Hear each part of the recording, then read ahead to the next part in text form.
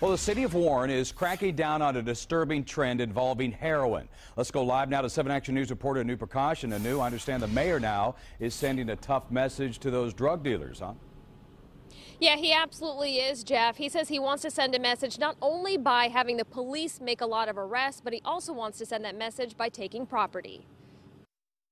Joyce Kano spends a lot of time at this Warren home watching her grandchildren, but over the last year, she says she's witnessed drug deals go down at the house across the street here on Audrey Drive. Police say it was 21-year-old Felicia Monaco who was running a drug house here, dealing heroin at the house she inherited from her grandparents. First, they would park in the street and she'd run out to the car. You could see an exchange of something and she'd fly back into the house. Well, you know, we would be very blatant about what are you doing in our neighborhood? Because we have little kids, and this is not going to be tolerated at all.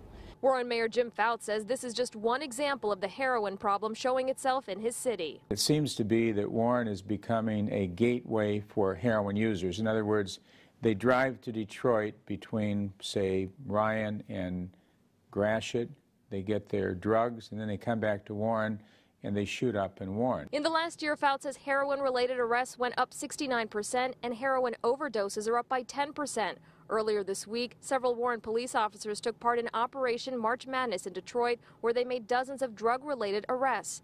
Fouts says this kind of teamwork between several law enforcement agencies is just one way to tackle the problem. Another way he's fighting back, he says the city will work to have homes forfeited if they're being used as drug houses. He says that's what will happen to Monaco's home. Her home is now in the process of being forfeited. We have a forfeiture law.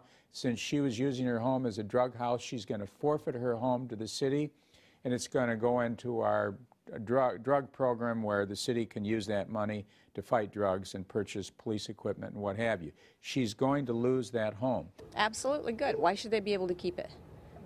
Why should they? No. They're taking and destroying by doing this. Now, the mayor says that he is working closely with the Macomb County prosecutor to make sure homes like that one are forfeited. As for Felicia Monaco, we're told that she's been charged with several drug-related felonies, and right now she is locked up on a $100,000 bond. Reporting live in Warren, Anu Prakash, 7 Action News.